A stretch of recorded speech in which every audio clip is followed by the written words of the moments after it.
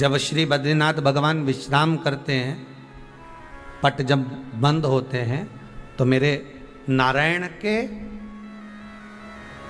हृदय से बाहर जो लक्ष्मी जी का मंदिर है, वहाँ से लक्ष्मी जी को लाकर हृदय से लगाया जाता है और भगवान को एक कम्मल पूरा घी में उसको लपेट कर पूरे घृत में उसको लगाकर, गौ माता के घृत में उसको लगाकर नारायण को भगवान शिव का स्मरण कर कर लपेटा जाता है। भगवान नारायण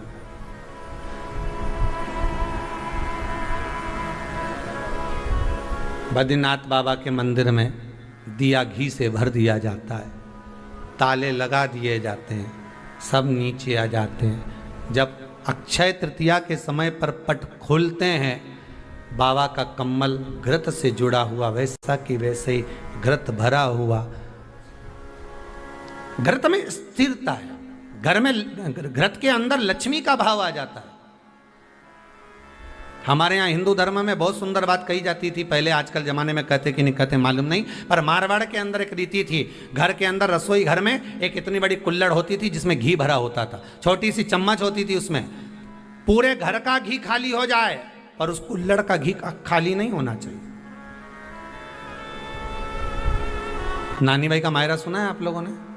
अगर नानी भाई का मायरा सुना होगा तो नानी भाई के मायरे में नरसिंह मेहता जी की जो दादी के प्राण छूटे थे वो केवल इसी बात पे छूटे थे। अगर नानी भाई का मायरा सुना होगा तो आपको मालूम होगा, नानी भाई के मायरे में जब नरसिंह मेहता भोजन करने के लिए बैठे तो नरसिंह मेहता की भाभी दुरत गौरी ने कह दिया दादी के सामने, जब दादी बोली क्यों इसकी रोटी में घी नहीं लगा, तो कहा कुल्हड़ का घी समाप्त हो गया है, रसोई घर में जो बाटकी रखी थी उसका घी समाप्त हो गया। जय कुंवर भाई को चिंता लग गई, आंखों से अश्रु बहने लगे और जय कुंवर भाई नरसिंह मेहता की दादी प्राणों को छोड़ दी कि मेरे रसोई घर का घी समाप्त हो गया, मतलब ये घर अब बर्बाद होने में देरी नहीं लगेगी।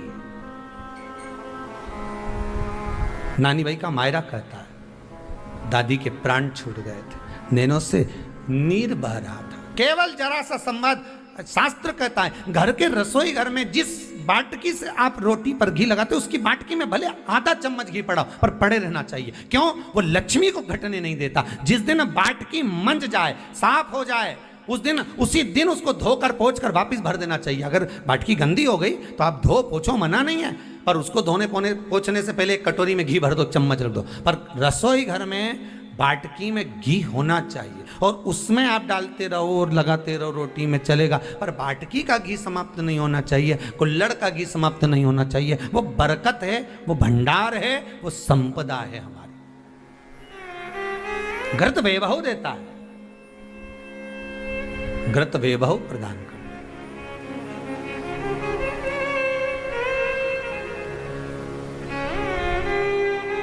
घृत वैभवता देता है। कितना सुंदर कहा है। शंकर भगवान के शिवलिंग पर घृत चढ़ाने के बाद आपने दही चढ़ाया शिव जी को, ठीक है, आपने दूध चढ़ाया, जल चढ़ाया, दही चढ़ाया, शहद चढ़ाया, शक्कर चढ़ाई, मिष्ठान चढ़ाया, जो भी आप शिव जी को चढ़ा रहे हो उसमें से केवल एक पदार्थ, एक वस्तु, घी, शंकर के शिवलिंग पर चढ़ाने के बाद में उसी शिवलिंग का घृत, जहां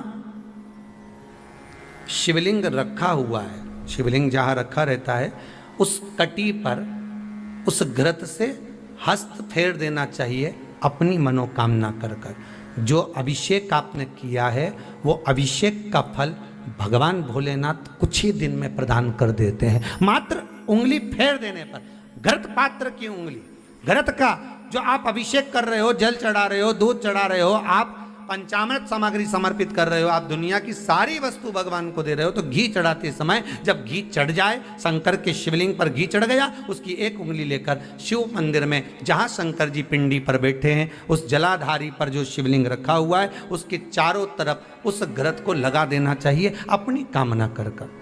महाराज शिव उसको स्वीकार करता है। क्यों? शंकर और पार्वती के मिलन स्थल, माता पार्वती की गोद में भगवान शंकर का जो शिवलिंग स्वरूप विराजमान है, हस्त कमल के अंतर्गत जो भगवान विराजमान है, उसका फल चोगना मिल जाए।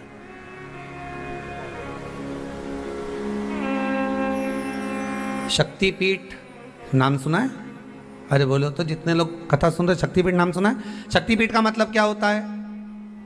जहां पर माता सती के अंग के टुकड़े होकर गिर पड़े, वो शक्तिपीठ के रूप में निर्मित हो गए। तो जितनी भी शक्तिपीठ होती है, उन शक्तिपीठ में आप लड्डू चढ़ाएं, पेड़ा चढ़ाएं, वस्त्र चढ़ाएं, आभूषण चढ़ाएं, सोना चढ़ाएं, चांदी चढ़ाएं, मुद्रा चढ़ाएं, आपकी मर्जी पड़े करोड़ों रुपए चढ़ाएं, मना नहीं है। पर शक्तिपीठ का दर्शन करने जब जाएं तो कम से कम थोड़ा साथ में गाय का घृत, असली घी साथ में लेकर अवश्य जाएं। क्यों? शक्तिपीठ पर भी घी समर्पित करने से मनोकामना पूर्ण हो जाती है। आप आएंगे शक्तिपीठ का दर्शन करके और मनोकामना पूर्ण होना है। मात्र शक्तिपीठ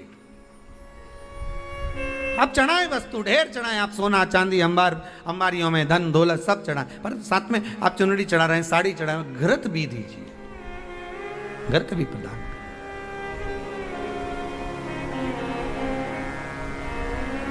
घृत का दान मूल है। धर्म पत्नी से संतान नहीं, औलाद नहीं, बड़े दुखी है, बड़े दुखी।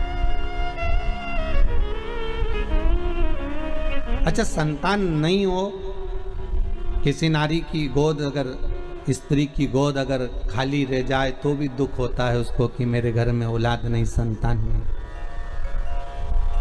हम कई बार कहे, आज फिर कहते हैं, ये टेस्ट भी बाद में कराना, सारी जांचें बाद में कराना।